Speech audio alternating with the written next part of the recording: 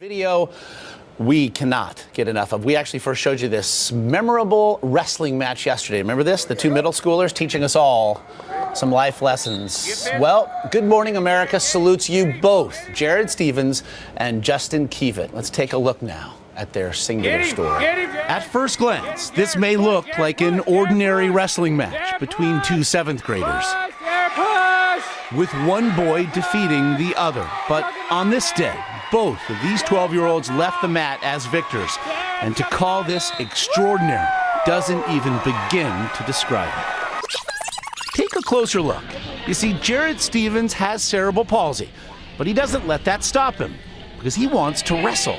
He just asked the coach if he could get on the mat, and so then that's when we asked the coach, what do we have to do to make that happen? He started practicing, and then the next logical question for somebody who's practicing with a wrestling team is, hey, coach, I want to get a match. And we're like, what do you think, Dad? And I was like, put him on. And so they approached the coach from the opposing team.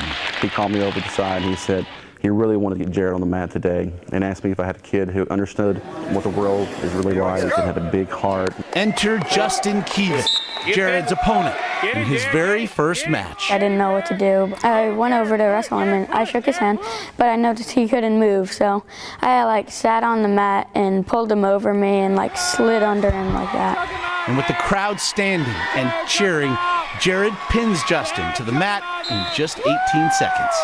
Jared wins, as evidenced by that ear-to-ear smile. He looked at me with a cheerful face and smiled at me right when the match was over, and that made me feel really good. The two adjectives that come out of this whole episode is courage and character on both of these guys' parts. Courage and character, and a remarkable show of compassion. Sometimes winning always isn't the right thing and isn't the most important thing. Wow. Yeah, you win. Yeah. I got to tell you. That's wow. Unreal. Yeah, teaching us all.